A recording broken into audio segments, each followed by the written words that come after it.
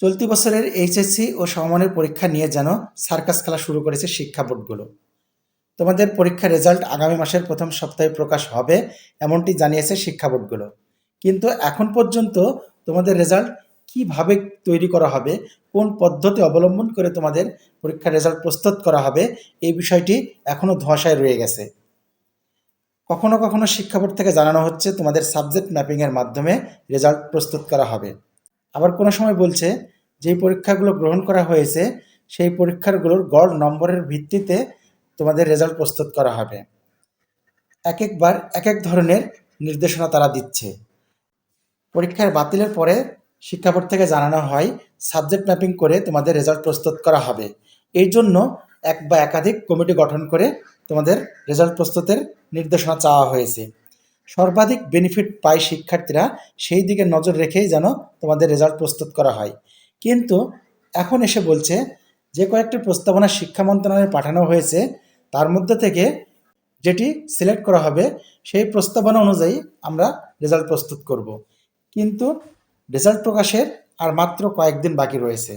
এখন কিভাবে তোমাদের রেজাল্ট প্রস্তুত করা হবে সেই বিষয়টি নিশ্চিত করা সম্ভব হয়নি।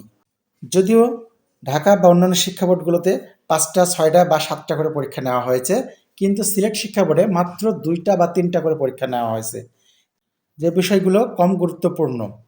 এখন সিলেট শিক্ষা বোর্ডের রেজাল্ট কীভাবে তৈরি করা হবে বা অন্য বোর্ডগুলোতে কীভাবে রেজাল্ট প্রস্তুত করা হবে সে বিষয়ে শিক্ষা মন্ত্রণালয় থেকে সুনির্দিষ্ট কোনো নির্দেশনা দেওয়া হয়নি, যার কারণে শিক্ষা বোর্ডগুলো অপেক্ষায় রয়েছে শিক্ষা মন্ত্রণালয়ের নির্দেশনা অনুযায়ী রেজাল্ট প্রস্তুত করবে। যদি সাবজেক্ট ম্যাপিং করে রেজাল্ট প্রস্তুত করা হয় তাহলে সিলেট শিক্ষা বোর্ডের শিক্ষার্থীরা একটু বেশি সুযোগ সুবিধা পাবে বলে ধারণা করা হচ্ছে, কারণ তাদের পরীক্ষাগুলো কম হয়েছে। কিন্তু অন্যান্য বোর্ডের পরীক্ষা বেশি হওয়ার কারণে সেই সকল বোর্ডগুলোতে ফেল রেজাল্ট আসার সম্ভাবনা অনেকটাই বেশি। অনেক শিক্ষার্থীর ইংরেজি প্রথম পত্র ও তথ্য ও যোগাযোগ প্রযুক্তি পরীক্ষা খারাপ হয়েছে, যার কারণে সেই সকল বোর্ডগুলোতে ফেলের হারটা একটু বেশি থাকবে।